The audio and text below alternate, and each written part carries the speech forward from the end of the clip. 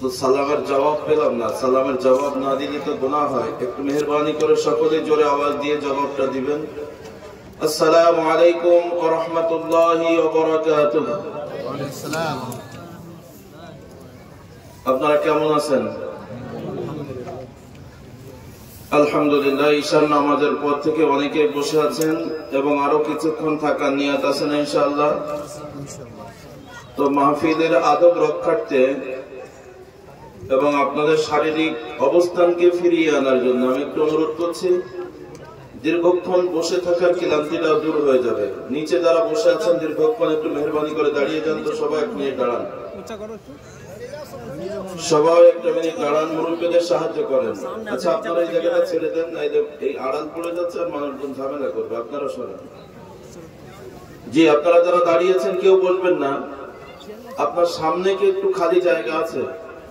ভাই, আপনার জুতো করে ওর ভিতরে বসাটা তো ঠিক হয়নি, আরেকজন তো ওই ময়লা তার গায়ে লাগবে। একটু মেহরবানি করে সামনের দিকে আগায় আসেন। তো সবাই সামনে আগায় আসবেন, সামনের খালি জায়গাটা পূরণ করে বসে পড়ুন। যারা দাঁড়িয়ে আছেন, যদি মুসলমান হন তাহলে প্যান্ডেলের ভিতরে এসে বসেন, আর যদি হিন্দু বৌদ্ধ খ্রিস্টান হন তাহলে দাঁড়িয়ে থাকলে আমার কোনো বাধা নেই, আপনি বসতেও পারেন নাও পারেন।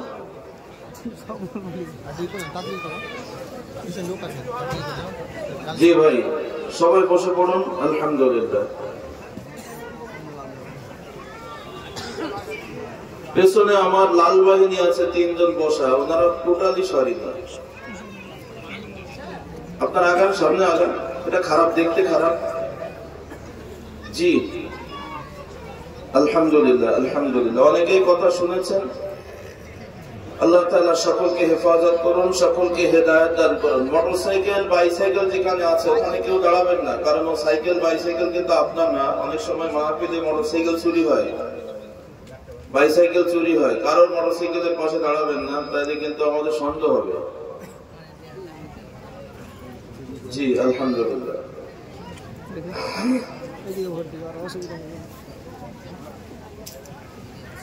الحمد لله نحمده ونستعينه ونستغفره ونعوذ بالله من شرور أنفسنا ومن سيئات أعمالنا،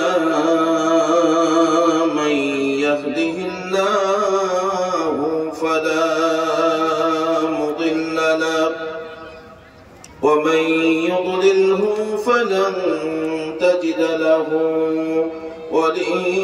وليا مرشدا.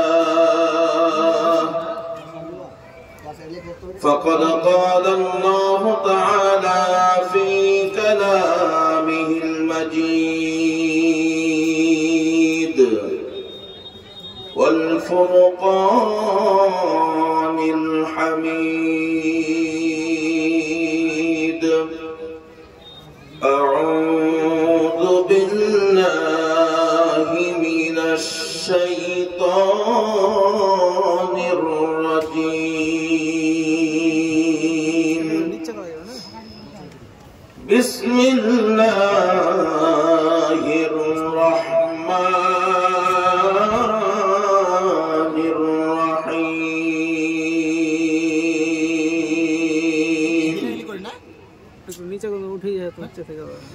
ما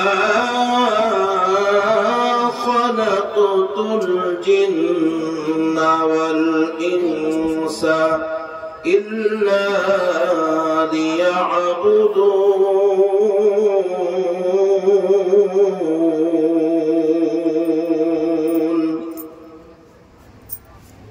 وأيضا قال الله تعالى: وقضى ربك ألا تعبدوا إلا إياه وبالوالدين إحسانا.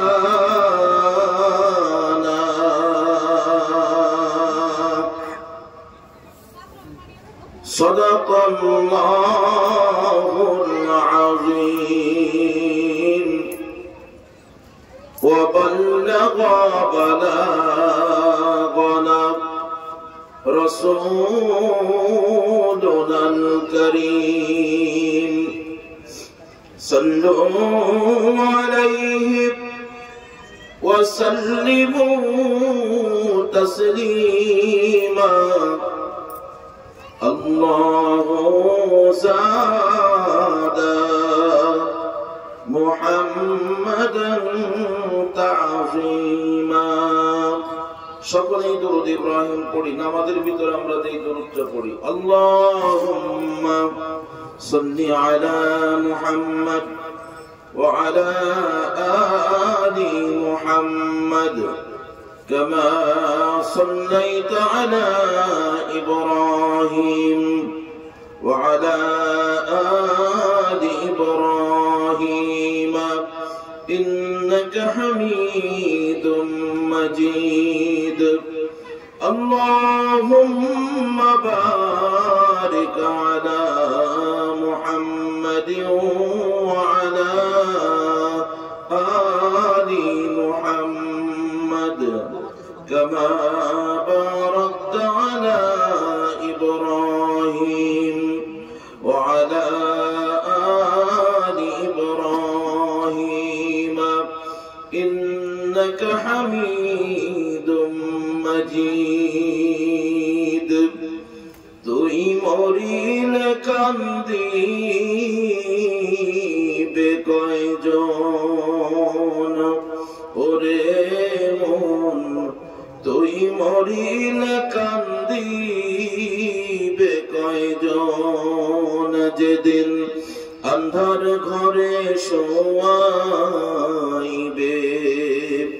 माटिर देह माटी खाबे एक दिन तोरे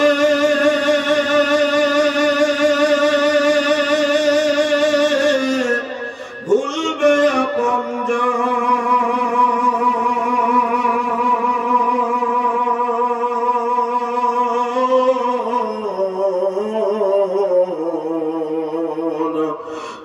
মরিলে কান্দিবে কয়জন ওরে মন তুই মরিলে কান্দিবে কয়জন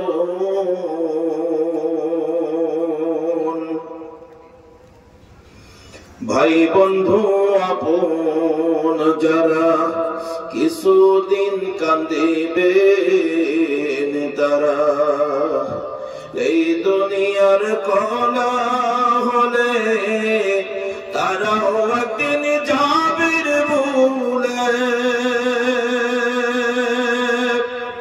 ভাই বন্ধু আপন যারা কিছুদিন কাঁদিবে তারা এই দুনিয়ার কলা হলে তারাও একদিন যাবে ভুলে ছিন্ন হবে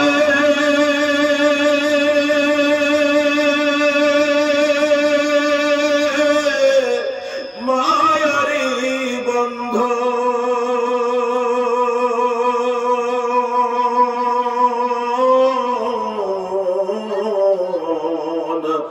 তুই মরিলে কান্দিবে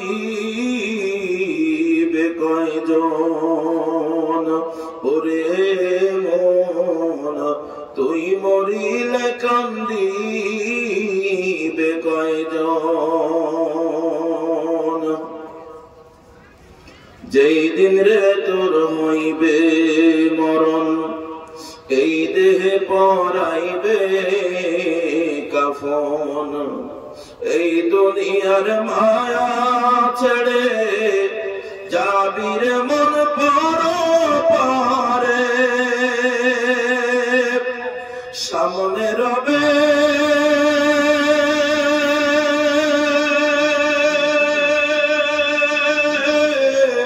হাসরের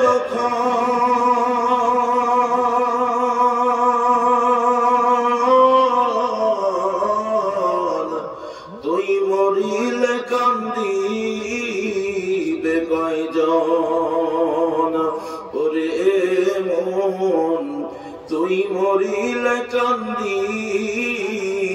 কয়জন, যেদিন আন্ধার ঘরে শোয়াইবে, মাটির দেহ মাটি খাবে, একদিন তোরে ভুলবে আপনজন।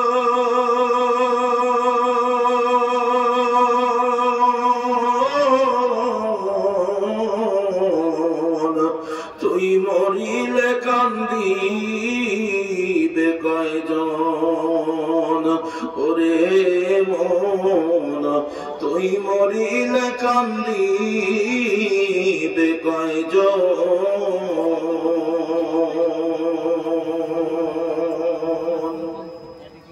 আলহামদুলিল্লাহ।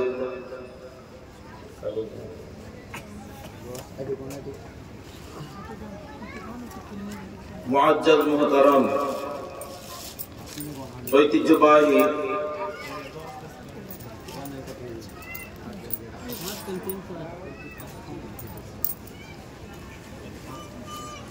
কাশিমপুর গাজীপুর কবরস্থানের উন্নতি কল্পে আয়োজিত বার্ষিক ইসলামী জলসার সম্মানিত সভাপতি, সর্বজন শ্রদ্ধাভাজন আমতলা মাদ্রাসার প্রধান শিক্ষক জনাব মাওলানা মঈনুল হক সাহেব, আজকের মাহফিলে আমন্ত্রিত উলামায়ে কেরাম, উপস্থিত আছেন মুসলিম জাতির গর্বিত সন্তান জানা অজানা আরো অন্যান্য উলামায়ে হযরত, বয়োজ্যেষ্ঠ বয়োকনিষ্ঠ জ্ঞানী গুণী সতীজন ভাই ও বাবাজিরা, পর্দানিশিনী অবলা সরলা মা ও বোনেরা, আলোচনার প্রারম্ভে আপনাদের কাছ থেকে আন্তরিক দোয়া পাওয়ার নিমিত্তে আরো একবার মুবারকবাদ জানাই। আসসালামু আলাইকুম ওয়া রাহমাতুল্লাহি ওয়া বারাকাতুহু। আল্লাহ তাবারক ওয়া তাআলার দরবারে শুকরিয়া আদায় করছি যে আল্লাহ তাআলা আপনাকে আমাকে এই মুহূর্তে দুনিয়াবি সব কাজ ফেলে রেখে রাতে আরামের ঘুমকে উপেক্ষা করে এলাকার হাজার হাজার মুসলমানের ভিতর থেকে বাছাই করে আপনার আমার মতো কিছু মানুষকে এই জান্নাতি বাগানে আসার বসার সুযোগ দানে ধন্য করেছেন। সে মহান মুনিবের দরবারে শুকরগুজার করছি, আলহামদুলিল্লাহ। আর একটু জোরে বলা যাবে না আলহামদুলিল্লাহ। দরুদ ও সালাম মানবতার মুক্তির দিশারি, উম্মতের কান্ডারি আপনার আমার নবী শাফাআতুন নবী সাল্লু আলান নবী, জানার জীবন আদর্শ পালনার্থে আমাদের জীবনকে উৎসর্গ করেছি। জানার জীবন আদর্শ বাদ দিয়ে এই পৃথিবীর অন্য কারোর জীবন আদর্শ মানলে জাহান্নামে তাকে যেতেই হবে মাস্তি। জানার জীবন আদর্শ জানতে মানতে আমাদের কোনো কষ্ট নাই। তিনি হলেন নবী মুহাম্মদুর রাসূলুল্লাহ সাল্লাল্লাহু আলাইহি ওয়াসাল্লাম। সম্মানিত হাজিরিন, সন্ধ্যা থেকে পর্যন্ত বিভিন্ন উলামায়ে হযরতের কাছ থেকে কোরআন সুন্নাহর দিক নির্দেশনামূলক তথ্যবহুল আলোচনা শুনেছেন। আমিও গুনাহগার আপনাদের সামনে আজকের মজলিসের হক আদায়ের নিমিত্তে পবিত্র কোরআনুল কারীমের দুটি জায়গা থেকে দুটি আয়াতের অংশ বিশেষ তেলাওয়াত করেছি। তেলাওয়াতকৃত কোরআনের অংশের উপরে তাফসীরের হাইসিয়াতে শিক্ষণীয় কিছু কথা বলার নিয়ত করেছে আল্লাহ পাক আমাকে বলার, আপনাদের শোনার। সেই অনুযায়ী সকলকে বাস্তব জীবনে আমল করার তৌফিক দান করুন। সবাই বলুন আল্লাহুম্মা আমিন। আচ্ছা, আপনারা তো চেয়ারে বসছেন, আপনাদের পেছনে কিছু মানুষ আছে, এক কাপড়ের নিচে বসে আছে। আমি বলি এতক্ষণ আপনারা কোথায় ছিলেন? যদি কোমরে ব্যথা থাকে, বুড়ো হয়ে যায় থাকে, তো এক সাইডে দিয়েছি।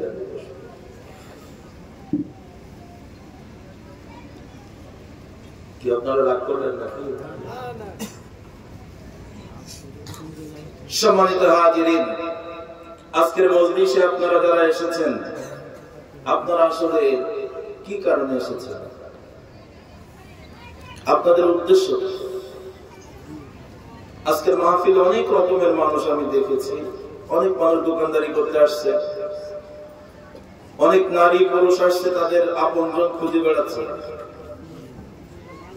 এখন এই রাত্রিও রাস্তাঘাটে ঘুরে বেড়াচ্ছে।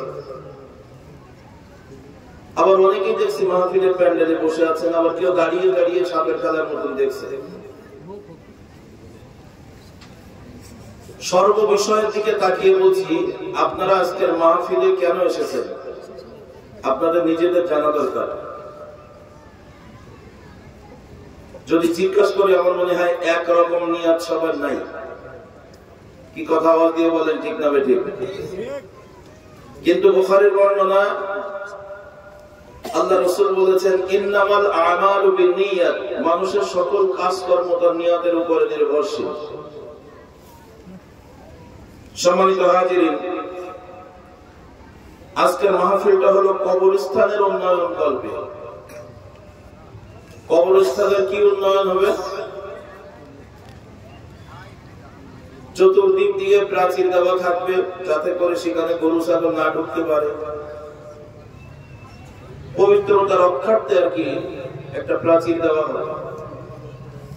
বাইরের চাকচিক্য যত সুন্দর করা হোক, মূল দরকার হলো কবরের ভিতরে থাকা মানুষগুলো যেন জান্নাতের একটা টুকরা পায়। কথা বলেন, ঠিক না বেঠিক? আমরা কবর সুন্দর করে ঘিরছি, রক্ষণাবেক্ষণ করছে, আমাদের কলিজায় ব্যথা, কারণ ওই কবরে ঘুমিয়ে আছে আমাদের বাবা, ওই কবরস্থানে ঘুমিয়ে আছে আমার মা, আমার ভাই, আমার সন্তান, আমার দাদা, আমার দাদি, বংশ পরস্পরায় ওই কবরস্থানে আপনজন ঘুমিয়ে আছে, তাই আমাদের দরদ হয়। কথা আওয়াজ দিয়ে বলেন, ঠিক না বেঠিক? আমরা টুডে টুমরো, আজ হোক কাল হোক ওই কবরস্থানে চলে যাব। এই জন্য ওই কবরে যে কবরস্থানটার উন্নয়ন কি হচ্ছে, আমাদের বাইরের চাকচিক্য যত সুন্দর হচ্ছে, তার চেয়ে অধিক দরকার আপনি আমি যারা কবরে যাব, কবরের জগৎটা যাওয়ার পরে যেন সুন্দর একটা জায়গা হয়। কথা আওয়াজ দিয়ে বলেন, ঠিক না বেঠিক? কবরস্থানে দুই শ্রেণীর লোক শুয়ে আছে। এক শ্রেণীর লোক জান্নাতি অবস্থায় আছে, আরেক শ্রেণীর লোক জাহান্নামী অবস্থায় আছে। কবর এক শ্রেণীর লোক শুয়ে আছে, সেটা আমার আপনজন, আপনার আপনজন, এলাকাবাসী, যে কেউ এক গ্রুপ মানুষ ঘুমিয়ে আছে, তারা আরামের বিছানায় জান্নাতের বাগানে। আর এই কবরস্থানে আরো কিছু মানুষ আছে, তাদের কর্মের কারণে তারা আছে কবরের ভিতরে কঠিন থেকে কঠিন আযাবে নিমজ্জিত। যদি ভুল না বলে থাকে বলেন, ঠিক বললাম না ভুল বললাম? আমাদের ঈমান হলো মৃত্যুর পরে কবরে আযাব হবে কি হবে না?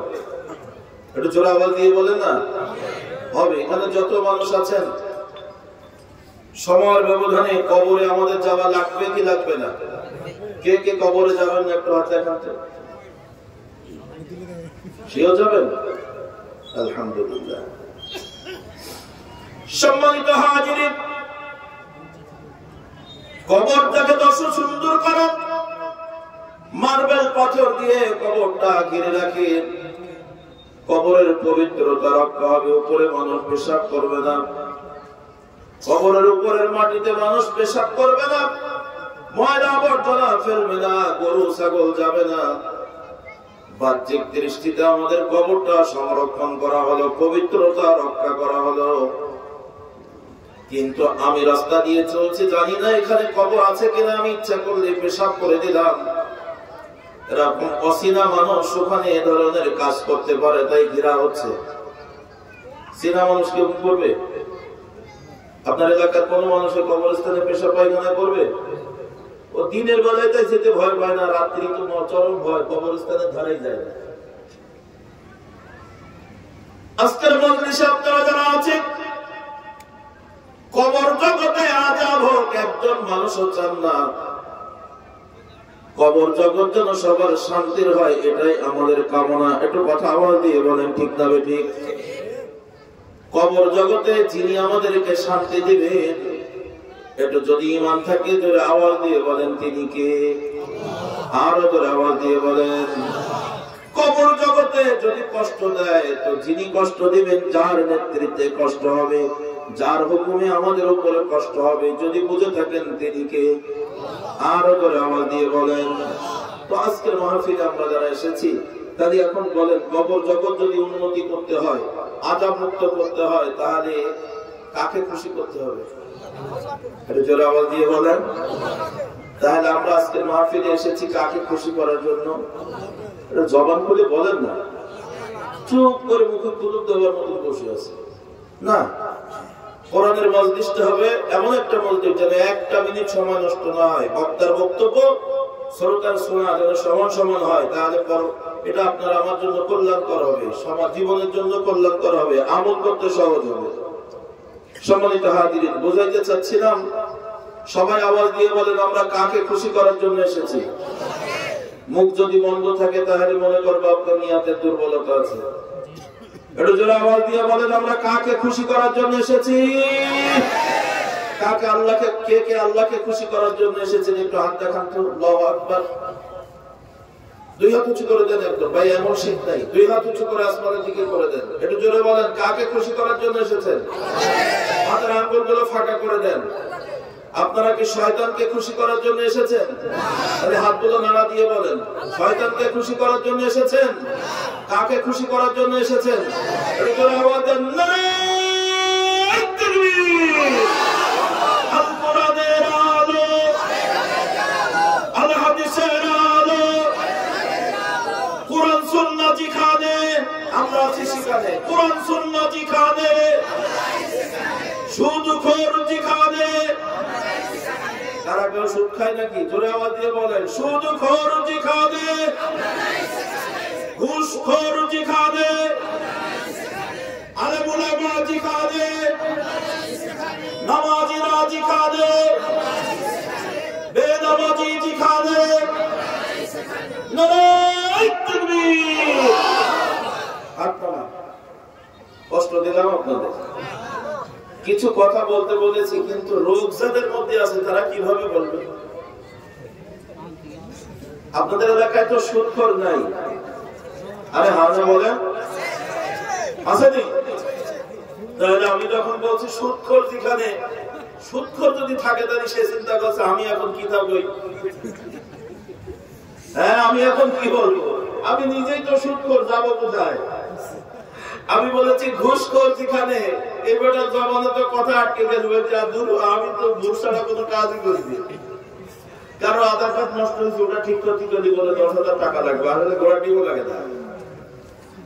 কি কথা ঠিক না? এরকম কিছু লোক আছে যাদের রোগ আছে, তারা এই কথাগুলো বলতে পারবে না। আমি মনে করি এখানে ধরনের কোন রোগী নাই, সুতরাং কথা বন্ধ রেখে আমার কাছে আপনারা দয়া করে এ ধরনের রোগী হবেন না, আমি অনুরোধ করছি। তাহলে নামাজিরা যেখানে,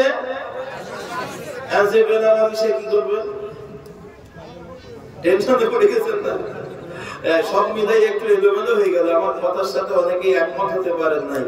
এই জন্য ভাই সকলেই বলছি, জোরে আওয়াজ দিয়ে বলেন আমরা কাকে খুশি করার জন্য এসেছি।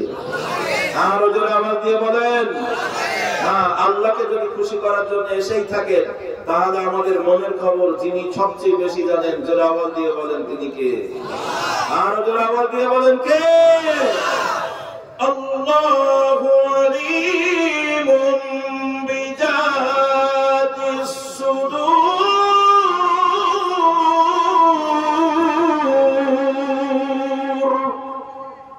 আল্লাহ বলেন বান্দা আমি তোমার অন্তরের খবর রাখি। তোমার অন্তরে যেটা উদয় হয় ওটা জবানে আসার আগে আমি আল্লাহ তাআলার আরশে আজিমে পৌঁছে যায়। সুবহানাল্লাহ বলবেন না? তাহলে আবার বলেন আমাদের মনের খবর কেউ জানে না, জানে কে? আরো জোরে বলেন কেউ শোনে না, শোনে কে? যদি আটলান্টিক মহাসাগরের অতল তলদেশে ছোট্ট একটা শৈবাল পোকা খোদার যাতনায় পাথরের কণা ধরে কান্নাকাটি করে, পৃথিবীর কোন প্রাণী হয়ে কান্নার আওয়াজ শুনতে না পেলেও সব আল্লাহ রাব্বুল আলামিনের আরশ আজিম পর্যন্ত তা পৌঁছে যায়। সুতরাং আমাদের অন্তরে যার যেখানে যা আছে, আমরা যা করি পৃথিবীতে সবকিছু ভালোভাবে করি, কোন কারণে করি, কোন নিয়তে করি, পৃথিবীর ডাইনে বামে সামনে পেছনে কেউ জানে না। কিন্তু আমাদের প্রত্যেকটা বিষয়ে যার কাছে হিসাব দেওয়া আছে, আমাদের ঈমান বলে তিনি হলেন আপনার আমার রব আল্লাহ তাবারক ওয়া তাআলা। জোরে আওয়াজ দিয়ে বলেন ঠিক না ঠিক? আজকের মজলিসে আপনারা যারা এসেছেন, যদি আল্লাহ তাআলা আপনার আমার উপরে খুশি হয়ে থাকেন আর উপস্থিতি যদি একমাত্র আল্লাহর জন্য হয়ে থাকে, তাহলে আমাদের উপরে যিনি খুশি হয়েছেন, জোরে আওয়াজ দিয়ে বলেন তিনি কে? আল্লাহ যদি কোনো বান্দার উপরে খুশি হয়ে যায়, ওই বান্দার জন্য আল্লাহ তাআলা পরকালে একটা শান্তির জায়গা, মৃত্যুর পরের জগৎ শান্তির জায়গা রেডি করে রেখেছেন, প্রস্তুত করে রেখেছেন। সেই জায়গাটার নাম হলো জান্নাত, তথা শান্তির জায়গা। আর আল্লাহ যদি কোনো বান্দার উপর অসন্তুষ্ট হয়ে যায়, ওই বান্দার জন্য আল্লাহ তাআলা আরো একটা জায়গা মজুদ করে রেখেছেন, জায়গাটার নাম হলো জাহান্নাম, তথা কষ্টের জায়গা। তো পরকালে সবাই শান্তির জায়গা চেয়েছেন। এই পৃথিবী নামের ইহকাল থেকে সময়ের ব্যবধানে টুরে টুমর আমরা পরকালে চলে যাব। কবর জগৎটা ইহকাল না পরকাল? একটু জোরে বলেন। পরকাল, ওটা দুনিয়ার জায়গা যদিও দেখা যায়, কিন্তু ওখানে আপনার আমার কোনো হাত নাই। ওখানে আপনার আমার কোনো হাত নাই। আল্লাহু আকবার। আজকের মজলিসে আপনারা যারা আছেন, হযরত দাউদ আলাইহিস সালামের কলিজার টুকরা সন্তান পয়গম্বর হযরত সুলাইমান আলাইহিস সালামকে জিজ্ঞাসা করেছিলেন, বাবা, চারটা ছেলে, পৃথিবীর সবচেয়ে দূরের জায়গা কোনটা? এক এক ছেলে এক এক রকম বলে। মনে করেন কেউ বলে যার যেখানে দূরত্ব আমেরিকা, কেউ বলে অস্ট্রেলিয়া, কেউ বলে রাশিয়া, এরকম এক একজন এক একটা দূরের কথা বলছে। আর হযরত সুলাইমান আলাইহিস সালাম বলছেন, আব্বা, পৃথিবীর সবচেয়ে দূরের জায়গা হলো কবরস্থান, কবর। প্লেনে টিকিট করেও যাওয়া যায় না, রেলে চড়েও যাওয়া যায় না, গাড়িতে চড়েও যাওয়া যায় না, ও পাশ দিয়ে ঘোরা যায়, কিন্তু কবরে এই জীবন নিয়ে পৌঁছানো যায় না। কথা আওয়াজ দিয়ে বলেন ঠিক না বেঠিক? ওটা এত দূর, ওখানে যে যায় সে আর কখনো ফিরে আসতে পারে না। সম্মানিত হাজিরিন, সুলাইমান আলাইহিস সালাম জিজ্ঞাসা করলেন, দাউদ আলাইহিস সালামের প্রশ্নের জবাব এভাবে দিলেন। আল্লাহর পয়গম্বর দাউদ আলাইহিস সালাম দ্বিতীয়বার জিজ্ঞাসা করেন, সন্তানরা, সবচেয়ে পৃথিবীর কাছের জায়গা কোনটা? জবাব দাও। এক এক ছেলে এক একটা জবাব দেয়। আপনাদের কাছে জিজ্ঞাসা করলো, আপনার কাছের সবচেয়ে জায়গা কোনটা? আপনি এক একটা জবাব দিবেন। পয়গম্বর সুলাইমান পয়গম্বর আলাইহিস সালাম ডাক দিয়ে বলেন, আল্লাহ ও আব্বা জান, আমি সুলাইমান আমার জ্ঞানে বলে পৃথিবীর সবচেয়ে নিকটতম জায়গা হলো আমার হৃদয়, সবচেয়ে নিকটতম জায়গা হলো আমার রূহ। জিজ্ঞাসা করা হলো, বাবা সুলাইমান, এই রূহটা সবচেয়ে কাছে তুমি বললে কেমন করে? বলে, আব্বা জান, এই রূহটা এত কাছে থাকে, যখন যেটা মনে হয় কল্পনার জগতে রূহ থেকেই সবকিছু হয়। আমি আব্বাকে ডাকবো কি ডাকবো না, আমি কাউকে ডাকবো কি ডাকবো না, কারোর সাথে কোনো কথা বলবো কি বলবো না, আমার জবানে আসার আগে, আমার স্মৃতিতে কথা আসার আগে যেই কথা যে নাড়া দেয় সে হলো আমার রূহ। ভালো এবং মন্দ ওখান থেকে উৎপত্তি হয়, বলবো কি বলবো না। এই জন্য আমি সুলাইমান হিসাব করে দেখলাম, সবচেয়ে কাছের জায়গা হলো আমার রূহ, আর সবচেয়ে দূরের জায়গা হলো কবর।